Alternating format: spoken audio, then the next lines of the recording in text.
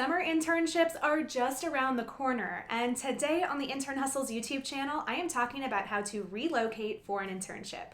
I've been there.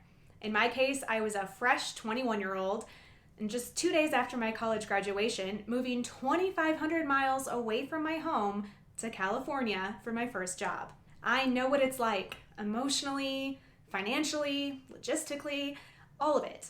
And today, I am breaking it down so that you feel prepared heading into your big move, wherever that may be. Hey there, I'm Jenna Ryan from the internhustle.com, and this is Initiative Muscle Monday, helping you to start each week with an intentional step toward a successful future. Let's do this. To kick this off, let me just say that relocating to a new city for an internship is not as scary as you may think. You just have to be proactive and do your research prior to the big move. Like anything in life, preparation takes a lot of fear out of it. So I've successfully done it twice.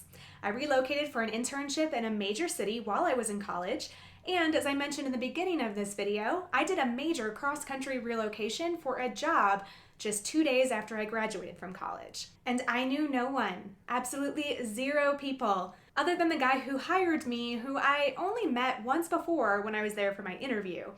If I can do it, you can do it.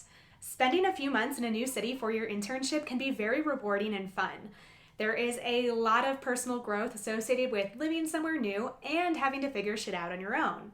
However, let's break it down and talk about what it really takes to pull off a successful move to a new city for your internship. And to help you out, I've created an internship relocation checklist. Grab your free copy by clicking the link in the description below this video. First up, talk to your employer regarding any internship relocation advice and/or support that they may have for you. Larger companies will typically have formal internship relocation policies and procedures. So if you're interning with a big company, lucky you because there may be some support. But make sure that you check because these policies do vary from company to company, and you want to make sure exactly what your company offers. Some offer student housing, some will offer housing stipends, and others just give you housing recommendations based on places that they have pre-negotiated rates for interns. Be sure to follow up with the company immediately after you land the internship to get this information from them and start planning ahead. Many will have intern Facebook pages or distribution lists for you to connect with other fellow interns and arrange for a roommate in advance. Smaller companies likely won't have much in terms of an internship relocation policy. But that doesn't mean that you shouldn't reach out to them and get some advice. Ask questions about the area, like which neighborhoods they recommend, and more importantly, which neighborhoods to avoid, especially if you're going to be in a big city.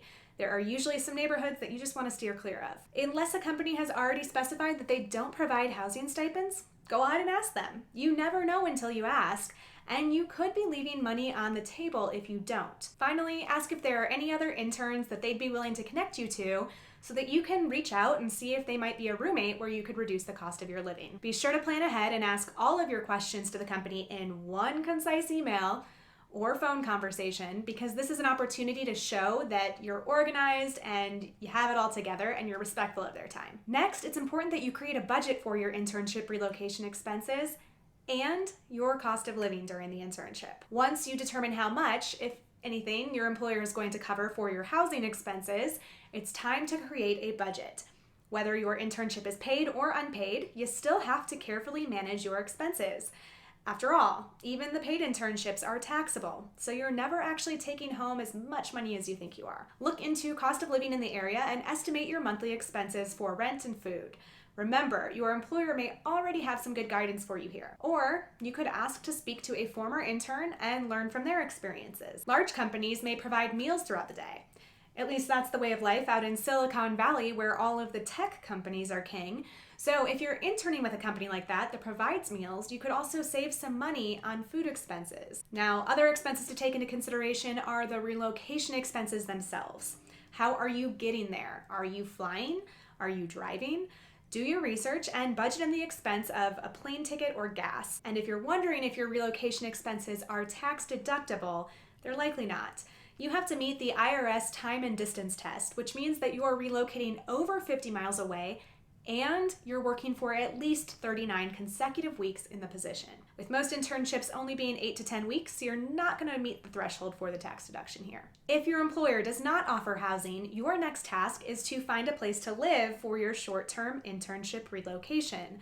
Securing short-term, fully furnished rentals can be challenging, especially when you're on a tight budget, but there are options if you start early and you spend the time doing your research. If you're relocating to a major city for your internship, check to see if there are any dorms available for short-term rental during the summer months, because every major city has a few college campuses within it, and they're accustomed to opening their doors during the summer months for summer school, interns, and camps. Oftentimes, this will be one of the most affordable options that you can find, and you may be able to join the meal plan as well to save some money. Then there's good old Craigslist. Whether you're looking for a place by yourself or with a roommate, I have found Craigslist to be a great resource. I used Craigslist to find my apartment in downtown Chicago for my summer internship with the sports agency that I had. Now, the current tenant needed to be out of the apartment before her lease was up, so I was lucky to land a short-term sublease at an affordable rate within walking distance of my internship and the LSAT courses that I was taking in my evening hours. It helped that I started looking months before my internship and that I consistently checked Craigslist to see if there were any new listings that met my criteria. Obviously, anytime you use a site like Craigslist, you should do your research. If something sounds too good to be true, it probably is, because rental scams are a real thing, so make sure that you're diligent in your search. Once you've secured your housing, it's time to revisit your budget. You have found a place to live during your internship. That's awesome. Now that you know what your rent expenses are going to be, it's important that you revisit that budget that you drafted earlier on. With your housing confirmed, there are other details within your budget that you can now build out. For example, does your housing have a washer and dryer, or are you going to need to pay for laundry at a local laundromat? If you're staying in dorms on a college campus, do they also require that you pay for one of their meal plans during your stay? And what about transportation? Do you need to factor in subway or bus fares or gas money for your commute to the office? And don't forget about having fun. Include some room in your budget for entertainment expenses. Plan ahead for social activities at night and on the weekends with fellow interns as you explore your new city together. And a final step to help you prepare for relocating for an internship is to scope out the area that you're moving to. This action may seem small compared to things like budget and actually finding a place to live, but believe me, it's an important step. The more you get to know your neighborhood before you arrive for your internship, the less stressed you'll be once you're actually there, actually living it all out. Now, I'm dating myself here, but I had a flip phone when I was an intern, as in no Google Maps were at my fingertips. This meant that doing a little pre-planning was that much more important for me. And even though technology now has your back, I still want you to take the time to learn your new neighborhood and the greater city area that you're moving to, because you're doing yourself a disservice if you don't. Part of the fun when you relocate for an internship is getting to discover all of the greatness that your new city has to offer. Here are some of the places that I would recommend scoping out in advance. Coffee shops. These become your go-to spot on the weekends to put in some extra work time and really impress your boss come Monday. Restaurants, because food, who doesn't like to eat? And don't forget alumni bars. The atmosphere of these bars definitely depends a bit on the college sports season and what city you're in, but they are a great place to meet people from your school while you're in your new city. And every large city has alumni bars or clubs that put on events for alumni and current students, so you just gotta search for them. Laundromats, because if you have no laundry on site, you're gonna wanna know where your closest, cleanest, and safest laundromats are located. And then church, temple, or whatever religious institution you call home. If this is something that's important to you, it's another great way to meet new people in your area. I made some great friends outside of my internship in downtown Chicago by seeking out a church in the city with a young adult crowd. Now that you've prepared for your internship relocation, prepare for your first day at the internship. At this point, you've successfully relocated for your internship, and that's a big win. Hopefully, you have a few days now before you actually start your first day at your internship. You want to get acclimated and prepare. I recommend practicing your commute, whether that means public transit or following directions by car.